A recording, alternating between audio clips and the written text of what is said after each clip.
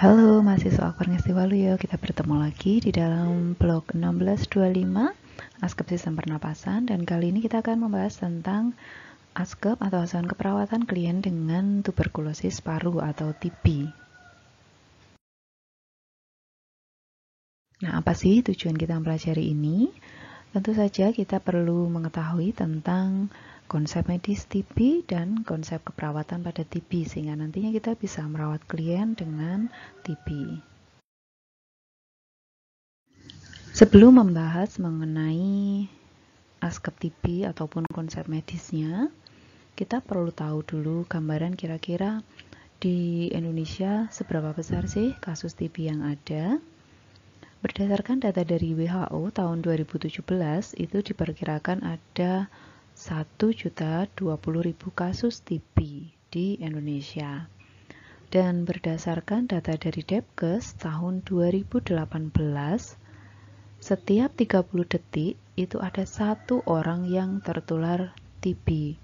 Dan rata-rata dari seluruh kasus TB itu 5.000 jiwa meninggal setiap harinya. Sehingga karena besarnya kasus TB ini, maka pemerintah Indonesia punya program untuk bersatu menuju Indonesia bebas TB tahun 2050. Maka teman-teman kalau sering perhatikan ada logo seperti yang ada gambar di dalam gambar di sebelah kanan ya, ada TOS TB. Itu singkatan dari temukan, obati sampai sembuh tuberkulosis. Teman-teman tentu sudah sering mendengar ya tentang TB atau tuberkulosis, atau seringkali disebut juga dengan TBC. Jadi TB ini adalah suatu penyakit infeksi paru, memang paling utama dia menginfeksi area paru dan sangat menular, yang disebabkan oleh bakteri yang disebut sebagai Mycobacterium tuberculosa, di mana bakteri ini sifatnya tahan asam, sehingga seringkali disebut sebagai bakteri golongan BTA, bakteri tahan asam ya. Sehingga karena sifat tahan asamnya ini, maka ketika digaster dia masih bisa bertahan hidup ya, meskipun ada asam di lambung. Kemudian sifat lainnya dari Mycobacterium tuberculosa ini adalah sifatnya aerob. Artinya dia suka di daerah yang kadar oksigennya tinggi, terutama di apeks paru. Kemudian kuman ini dapat mati di suhu 80 derajat Celcius dan di bawah sinar UV. Dan sifat lainnya adalah kuman TB ini dia mampu bertahan hidup di lingkungan yang lembab. TB merupakan infeksi saluran napas yang sangat menular, dan transmisinya atau penularannya itu melalui airborne droplet nuclei. Droplet nuclei ini dapat muncul ketika seseorang dengan TB pulmoner atau TB laringeal itu batuk, bersin, atau berteriak, sehingga ada partikel-partikel kecil yang keluar dari saluran napasnya dan mengandung kuman TB. Dan partikel-partikel ini bisa bertahan di udara sampai dengan beberapa jam, sehingga ketika terhirup oleh orang lain yang berada di sekitarnya, maka ini akan dapat menular kepada orang lain yang menghirup partikel tersebut. Nah, ini adalah gambaran dari bagan penyebaran bakteri TB atau TBC. Ketika seseorang dengan TB paru itu mengeluarkan percikan dahak yang mengandung bakteri TB, itu akan dapat menular atau masuk ke tubuh orang lain melalui saluran napas. Nah, dari saluran napas ini, kuman TB ini bisa mengalir melalui pembuluh darah maupun getah bening atau limpa. Jadi mereka bisa bergerak sampai dengan ke organ lain, misalnya di saluran kemih, di ginjal, kemudian di tulang belakang, dan bahkan otak dan kulit ataupun pencernaan. TB yang berada di paru itu sifatnya infeksius, artinya dia bisa menular kepada orang lain. Namun TB yang berada di organ tubuh yang lain, misalnya di ginjal atau tulang belakang atau di otak, itu pada umumnya tidak infeksius. Lalu faktor-faktor apa sajakah yang mempengaruhi kemungkinan transmisi Mycobacterium tuberculosa ini dari satu orang ke orang lain? Beberapa faktor yang paling penting, yang pertama adalah kerentanan atau susceptibility atau status imun dari individu yang terekspos. Jadi kalau orang itu kena TB, mikroorganisme TB yang masuk ke dalam dirinya, kalau status imunnya baik, itu tidak selalu kemudian muncul tanda gejala TB-nya. Dan sebaliknya, kalau status imunnya buruk, tidak baik, itu akan sangat mudah untuk Mycobacterium tuberculosa ini masuk dan berkembang biak, sehingga muncullah tanda gejala TB. Itu yang pertama tadi tentang kerentanan atau susceptibility. Kemudian faktor yang kedua adalah keparahan tingkat infeksi dari seseorang dengan penyakit TB tersebut. Ini maksudnya adalah seberapa banyak jumlah tuberkel bacilli yang dikeluarkan ke udara. Kemudian yang ketiga adalah faktor lingkungan, termasuk luasnya ruangan, kemudian konsentrasi dari droplet nuklei, dan ventilasi. Kemudian yang keempat adalah faktor pajanan. Pajanan ini termasuk durasi dan frekuensi pajanan. Tentunya kalau seseorang itu berhubungan erat, sering kali bertemu dengan orang yang berpenyakit TB, tentunya ini akan lebih rentan terpapar TB itu. Ini 4 faktor yang mempengaruhi kemungkinan transmisi dari Mycobacterium tuberculosa. Jadi status imun yang terkena, kemudian tingkat infeksi dari orang yang terinfeksi TB, kemudian faktor lingkungan dan pajanan. Lalu bagaimana patogenesis dari TB itu?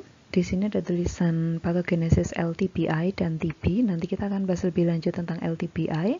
LTBI itu latent tuberculosis infection. Untuk patogenesis yang pertama adalah ketika droplet nuklei yang mengandung tuberkel bacilli itu terpapar di udara, kemudian terhirup oleh seseorang, maka droplet tersebut akan memasuki paru-paru yang kemudian menuju ke alveoli. Kita tahu ya tadi sifat kuman TB adalah dia aerob. Kemudian setelah masuk ke alveoli, dia akan berkembang biak di alveoli. Selanjutnya, ketika droplet yang mengandung tuberkel bacilli tadi memasuki alveoli, sebagian kecil dari tuberkel bacilli tadi dapat menuju ke pembuluh darah, kemudian menyebar ke seluruh tubuh melalui pembuluh darah ataupun ke limfe. Tuberkel tersebut bahkan bisa dalam jumlah kecil dia menuju ke organ lain yang biasanya bukan menjadi fokus penyakit TB. Misalnya bisa terjadi TB itu berkembang di otak, di laring, di nodus limfa maupun ke tulang belakang dan ke ginjal. Kemudian yang terjadi berikutnya, khususnya di alveoli pada gambar nomor 4, dalam waktu 2 sampai dengan 8 minggu setelah TB tersebut masuk, droplet tuberkel bacilli tersebut masuk ke alveoli, maka tubuh akan bereaksi dengan mengeluarkan sel pertahanan tubuh khusus yang disebut sebagai makrofag. Jadi makrofag ini dia akan melindungi tubuh dengan cara mengontrol tuberkel bacilli ini supaya tetap berada di alveoli dengan menyelubunginya dengan barier khusus yang disebut sebagai granuloma. Jadi bisa dilihat di gambar nomor 4. Jadi kuman TB-nya itu digambarkan dengan warna merah, kemudian dia dikelilingi oleh makrofag supaya kuman ini terkontrol, tidak kemana-mana gitu ya. Inilah barier shell dengan tuberkel bacilli inilah yang disebut sebagai granuloma. Nah, dalam kondisi seperti ini, ketika ada kuman TB dan masih terkontrol oleh makrofag ini dan membentuk granuloma seperti ini, maka seseorang itu disebut sebagai LTBI atau latent tuberculosa infection. Jadi seseorang itu sudah terinfeksi namun tidak menunjukkan tanda dan gejala. Nah, pada suatu waktu ketika seseorang itu yang sudah terinfeksi namun tidak menunjukkan tanda gejala TB atau disebut sebagai LTBI tadi, sistem imunnya turun sehingga tidak bisa menjaga bakteri TB ini under control, maka bakteri TB ini dapat berkembang biak dengan sangat cepat. Nah, inilah yang disebut sebagai penyakit TB. Jadi, bedanya infeksi TB itu dia sudah tuberkel basilnya sudah masuk, namun belum menimbulkan tanda gejala penyakit. Nah, ketika granuloma tadi sudah tidak terkontrol, bakterinya sudah berkembang biak dengan sangat cepat menimbulkan tanda gejala, ini yang disebut sebagai penyakit TB. Jadi, LTBI dan penyakit TB, orang dengan infeksi TB dengan orang dengan penyakit TB itu tidak selalu sama, karena terinfeksi TB tidak selalu memunculkan tanda dan gejala ketika sistem imun tubuh seseorang itu bagus. Munculnya penyakit TB pada seseorang itu bisa melalui dua jenis proses infeksi. Yang pertama adalah infeksi primer. Infeksi primer ini terjadi ketika seseorang terpapar dengan tuberkel bacilli yang kemudian langsung menimbulkan penyakit. Jadi gambarannya seperti gambaran proses patofisiologis tadi. Ketika kuman TB sampai ke apeks paru, kemudian dihancurkan atau dihambat oleh makrofag membentuk granuloma tadi, maka infeksi itu bisa jadi masih berukuran sangat kecil, mikroskopis, sehingga ketika di ronsen atau di foto X-ray ya belum nampak. Kemudian tempat infeksi primer tadi bisa mengalami degenerasi nekrotik atau yang disebut sebagai perkejuan. Namun bisa juga tidak ya. Jadi nekrotik atau degenerasi nekrotik atau perkejuan tadi itu rongga yang terbentuk dari massa basil tuberkel tadi yang seperti keju, kemudian berisi juga oleh sel-sel darah putih yang sudah mati dan jaringan paru yang mengalami proses nekrosis. Nah, degenerasi nekrotik ini pada suatu saat bisa mencair dan bisa mengalir ke percabangan tracheobronchial dan kemudian dibatukan. Degenerasi nekrotik tadi kemudian bisa menjadi rongga yang kemudian dalam periode bulanan bisa membentuk jaringan parut, sehingga akhirnya membentuk lesi pengapuran yang disebut sebagai tubercle gone. Nah, lesi pengapuran atau tubercle gone ini itu masih mengandung basil hidup, jadi bisa dapat aktif kembali meskipun sudah bertahun-tahun. Dan karena masih mengandung basil yang hidup, maka kuman ini bisa menginfeksi ulang. Namun, bila tidak menimbulkan tanda gejala, maka seseorang ini disebut sebagai latent tuberculosis infection atau LTBI tadi. Nah, LTBI ini, jadi kita bisa tahu bahwa LTBI ini seseorang sudah terinfeksi TB, ada mikroorganisme TB di dalamnya, namun tidak menimbulkan penyakit.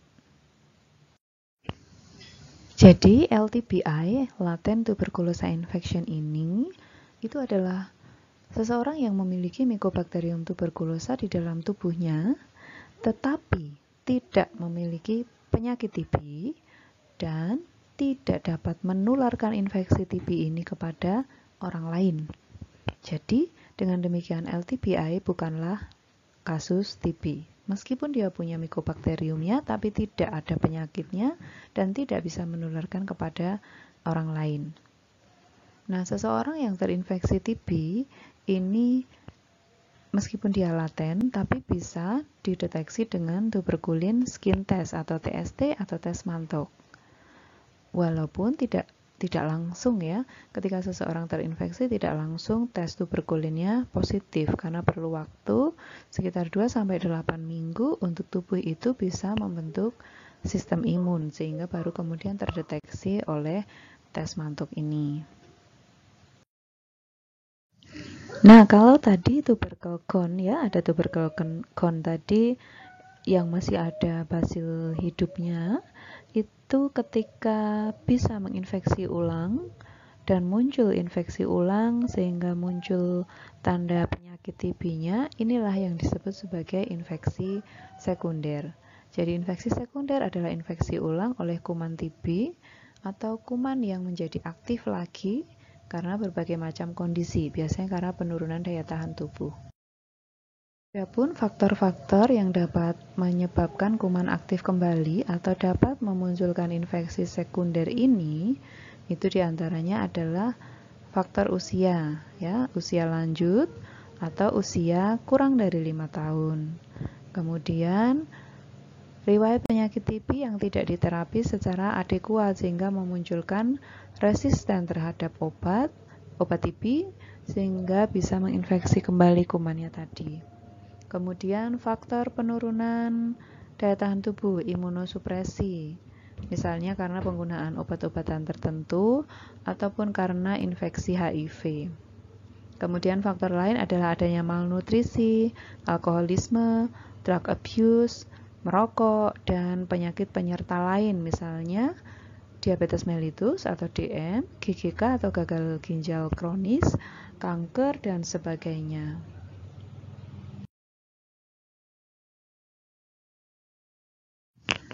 Kemudian kalau seseorang sudah terinfeksi TB, itu apa saja sih tanda dan gejalanya? Yang pertama dari data subjektif atau data yang dilaporkan oleh klien atau keluarganya. Batuk produktif itu menjadi tanda yang utama. Batuk produktif biasanya lebih dari 3 minggu dan disertai dengan nyeri dada. Kemudian sputumnya bisa bercampur dengan darah. Kemudian klien mengalami anoreksia atau tidak nafsu makan sehingga terjadi penurunan berat badan.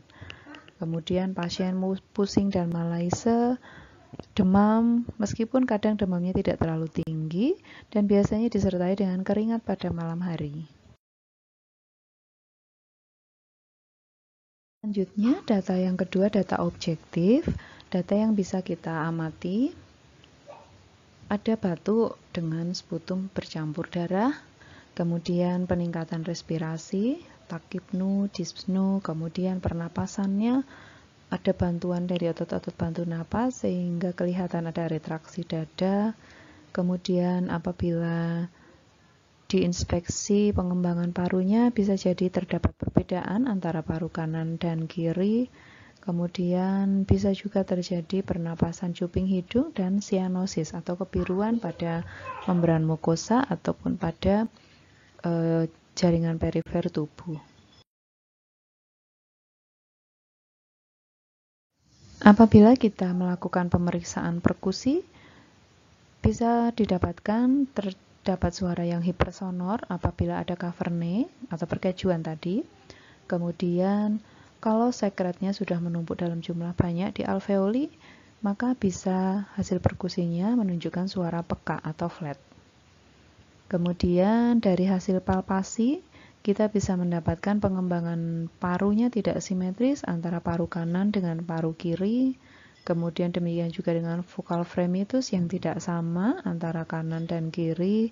Kemudian ada pembesaran nodus limfe dan nyeri dada pleuritik.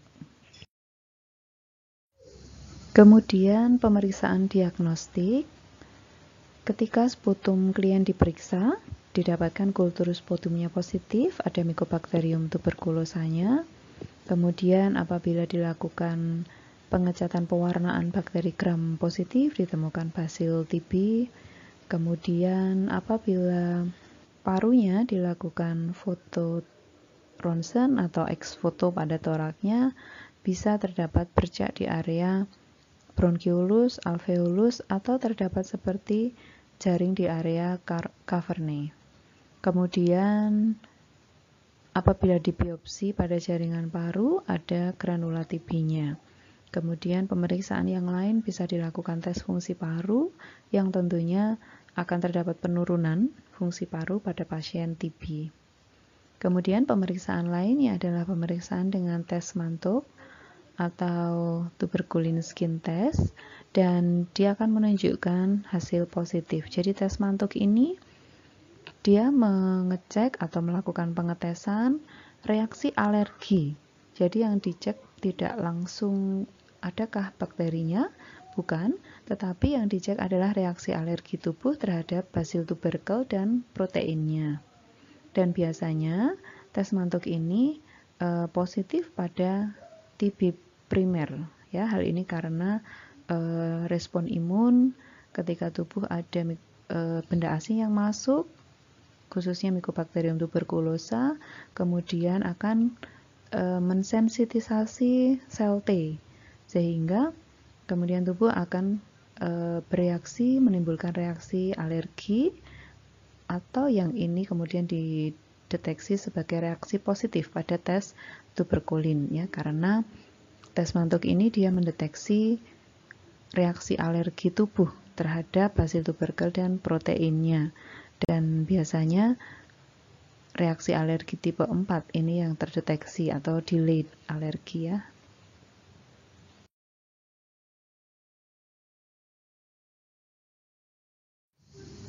Ini beberapa pilihan terapi medisnya, ya, kita cukup tahu saja. Kemudian nanti dokter yang meresepkan, kita harus tahu jenis obatnya dan dosisnya. Di antaranya adalah INH, rifampicin, streptomycin, pyrazinamid, dan ethambutol.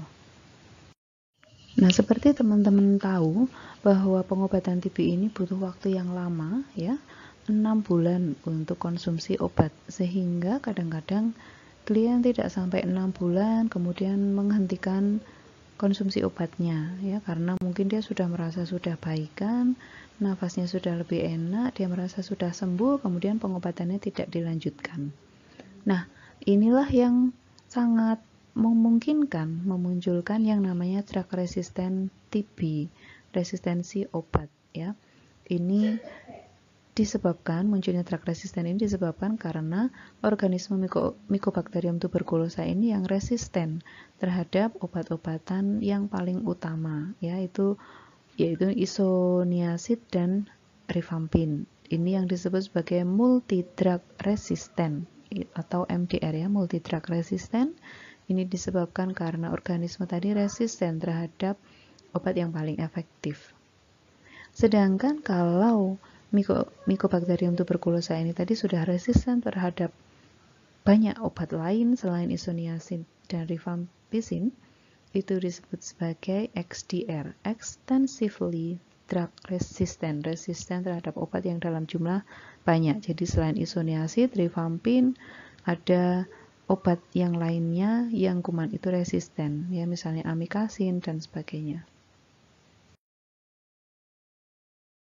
Nah, itu tadi mengenai konsep medis dari TB. Sekarang kita akan masuk ke konsep dasar keperawatannya.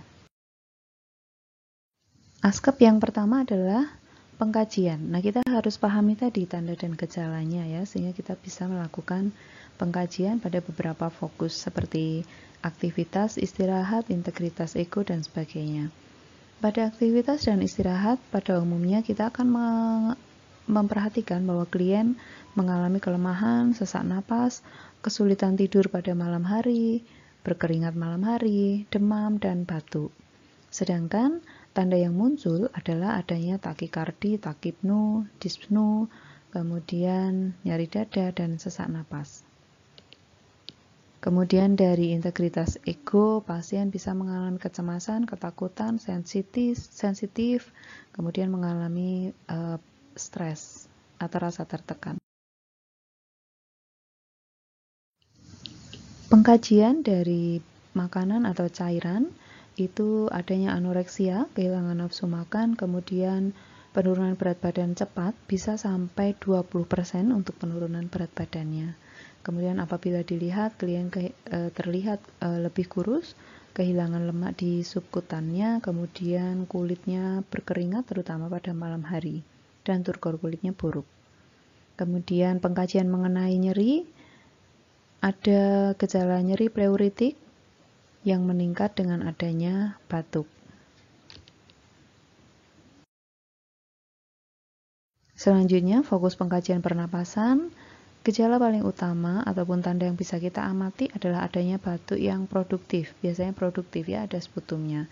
Kadang-kadang batuk kering, kemudian ada dyspnoe, kemudian ada tanda lain adalah adanya peningkatan RR, kemudian kalau ada sputum, sputumnya perlu kita amati juga apakah ada campuran darahnya, kemudian bagaimana warna sputumnya, apakah tercampur dengan pus yang berwarna kuning atau kehijauan.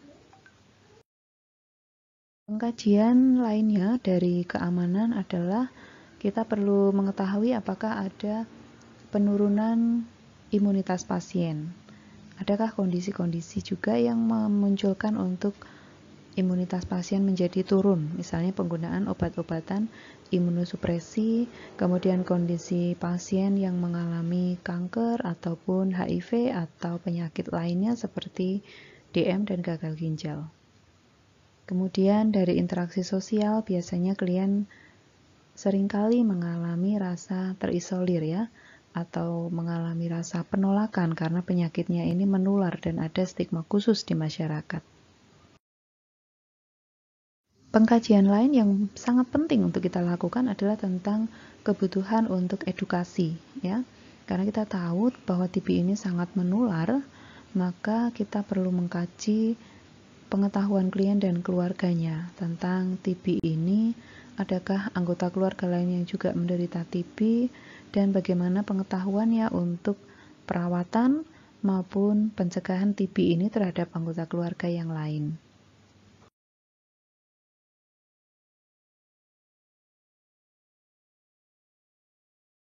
Setelah pengkajian, kemudian kita melakukan analisis data. Nah, contoh diagnosis keperawatan yang bisa muncul pada pasien TB adalah bersihan jalan napas yang tidak efektif karena adanya sekresi atau peningkatan produksi sputum.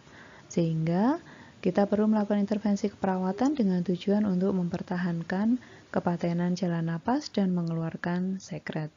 Contoh intervensinya adalah kita melakukan pengkajian hal-hal yang terkait dengan pernapasan, kemudian ajarkan untuk batuk efektif sehingga sputum bisa keluar, kemudian intake cairan yang adekuat ya sesuai dengan kebutuhannya.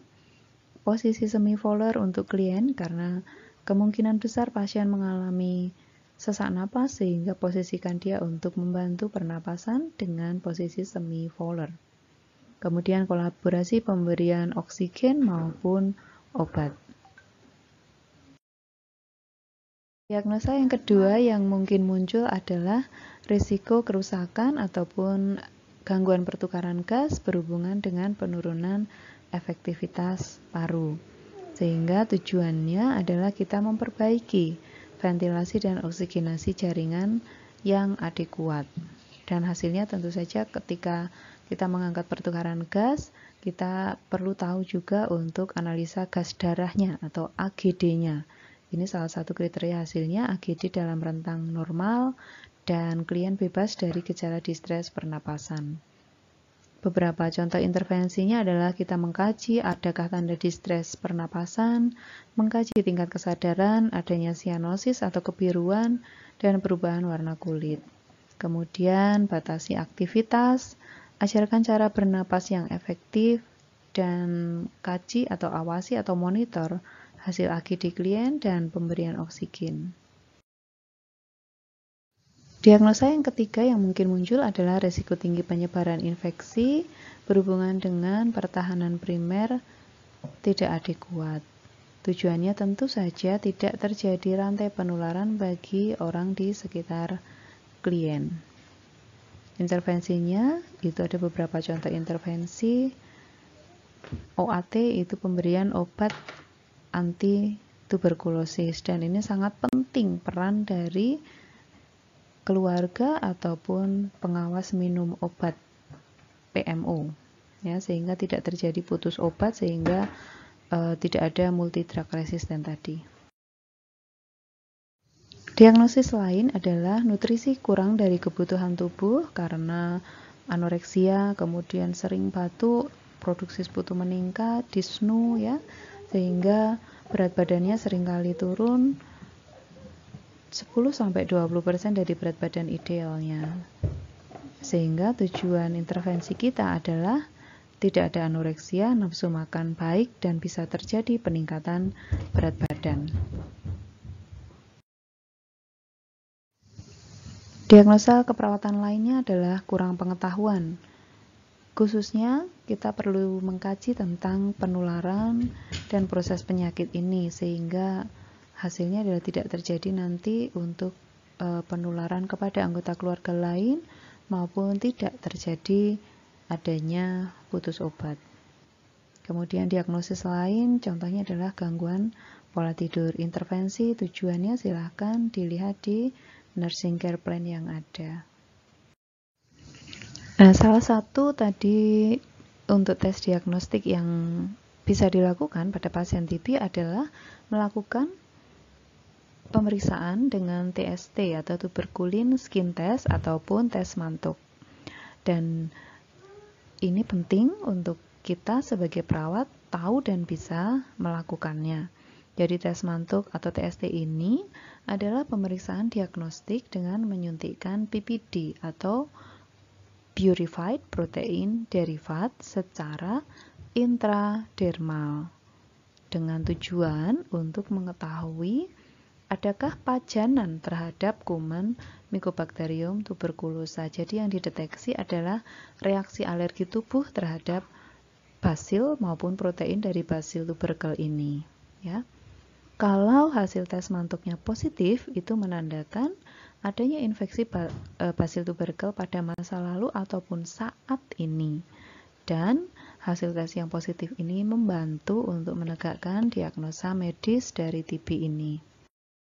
Untuk melakukan TST ini, kita memerlukan beberapa peralatan, diantaranya kapas alkohol, kemudian spit tuberkulin, kemudian PPD atau Purified Protein Derivative, kemudian sarung tangan dan alat tulis. Kemudian langkah-langkah di fase kerja, mungkin teman-teman sudah bisa ya untuk melakukan injeksi secara intradermal. Jadi yang pertama kita lakukan desinfeksi atau membersihkan kulit dengan alkohol secara melingkar pada area yang akan ditusuk. Kemudian isi spet dengan PPD 0,1 ml. Kemudian kita memegang spet tersebut hingga membentuk sudut 10 derajat, jadi jangan terlalu tinggi ya. Kemudian tentunya pastikan bahwa lubang jarum itu menghadap ke atas. Kemudian setelah itu kita menusukkan secara perlahan sampai di intradermal. Jadi posisi bevel ke atas, lubang jarumnya menghadap ke atas ya, dengan sudut 10 derajat. Dan tidak perlu untuk dilakukan pengangkatan kulit atau seperti mencubit ya, pada saat kita menyuntik jangan dicubit kulitnya. Nah, kemudian setelah PPD tadi kita masukkan ke intradermal, kita ambil spet tersebut, spet dan jarumnya, kemudian kita tandai dengan spidol di area tusukannya ya, dan jangan dimasaj. Setelah kita memasukkan PPD-nya, jangan dimasaj untuk area yang sudah disuntikkan tersebut. Kemudian kita akan melihat kembali dalam waktu 48 sampai 72 jam untuk evaluasi hasil tes TST atau tes mantuk itu. Kemungkinan reaksi atau hasil evaluasi dari TST atau tes mantuk itu kita lihat dari indurasinya atau adanya seperti benjolan yang muncul ya, indurasinya itu yang kita lihat. Jadi yang dihitung adalah indurasinya, bukan area kemerahannya ya. Jadi yang kita hitung adalah diameter dari indurasi. Kalau indurasinya kurang dari 5 mm itu negatif. Kemudian kalau 5 sampai dengan 9 mm atau 5 mm ke atas itu hasilnya positif. untuk klien-klien dengan HIV atau orang yang belum lama ini kontak dengan pasien TB, atau untuk orang yang imunosupresif dan orang dengan gagal ginjal kronik atau end-stage renal disease (ESRD). Kalau indurasinya sudah lebih besar, 10 mm atau lebih, itu sudah hasil yang positif. Ini interpretasi terhadap hasil tuberkulin skin test. Demikianlah tadi teman-teman untuk asuhan keperawatan klien TB dari konsep medis maupun konsep keperawatannya. Kemudian apabila teman-teman ingin mempelajari lebih lanjut, bisa dilihat dari referensi yang ada.